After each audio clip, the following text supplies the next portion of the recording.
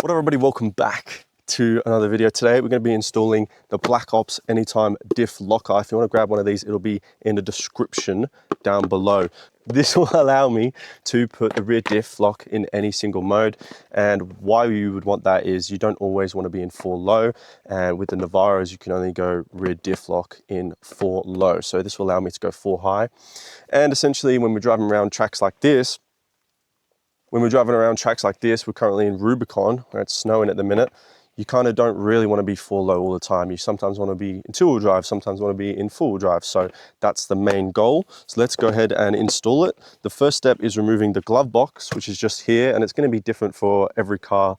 The Navara is down here, and then the Anytime locker module is just located under here.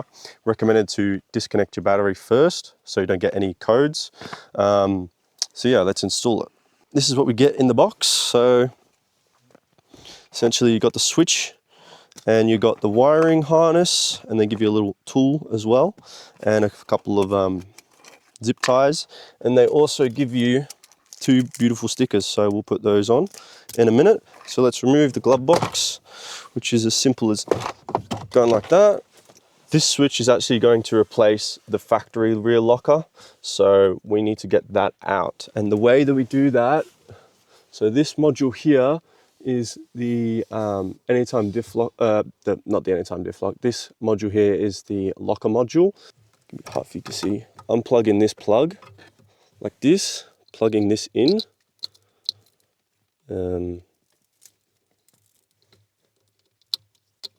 Is this going to be, oh, it's that way. Plugging that in, and then plugging that back in there. Okay, so that'll go straight in there. This will sit in there, and then you have to wire the switch to this. Okay, so this will go in like that, and it will replace your other one. If that makes sense at all, it's pretty much easy. So let's disconnect that for now. We're gonna have to remove some of this stuff.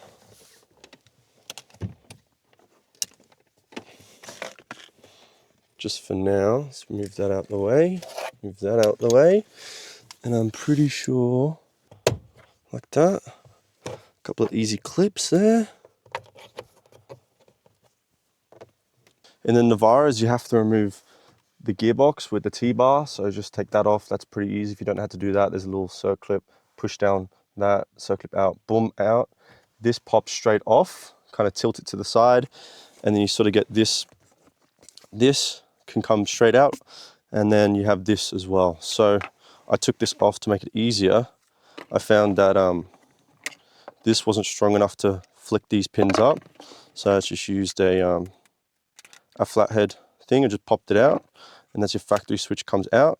Okay, that's going to go straight in, and when you want to make sure when this is all back together that it's in the off position, not the on position, so that'll go straight in like that, clicked.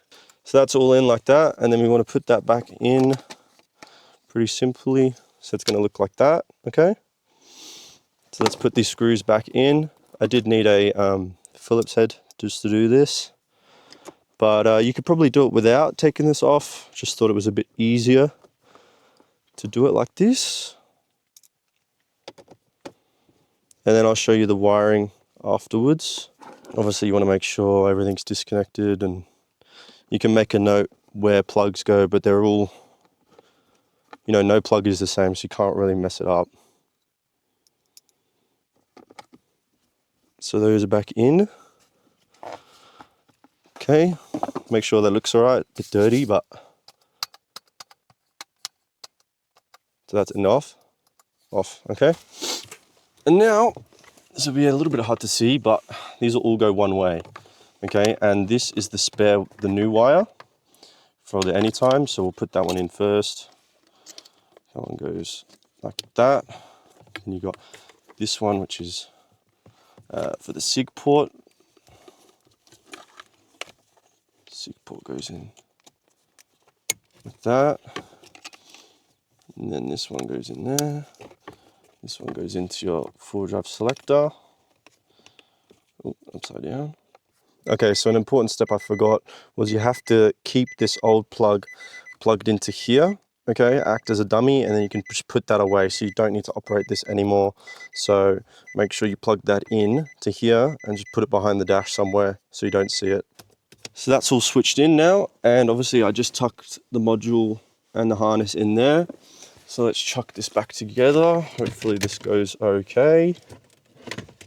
Didn't unplug anything underneath this, just sort of moved it out the way.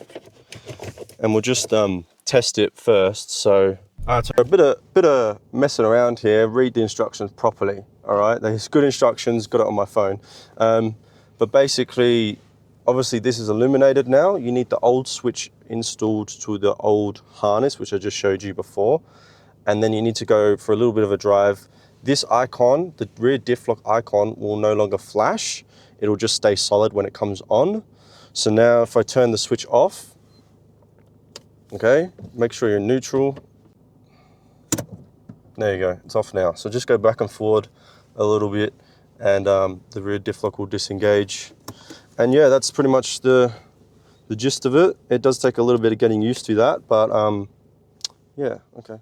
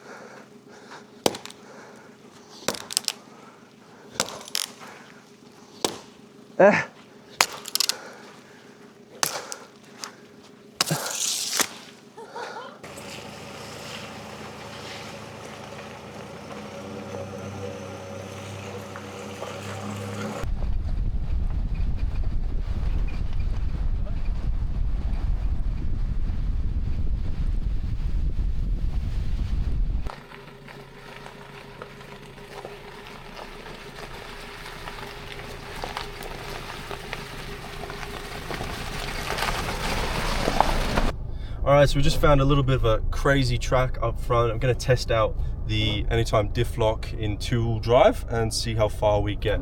So let's turn that bitch on. And now it is engaged. Boom. Yep, that's engaged there, you can see it. All right, so jump out and let's give this a go.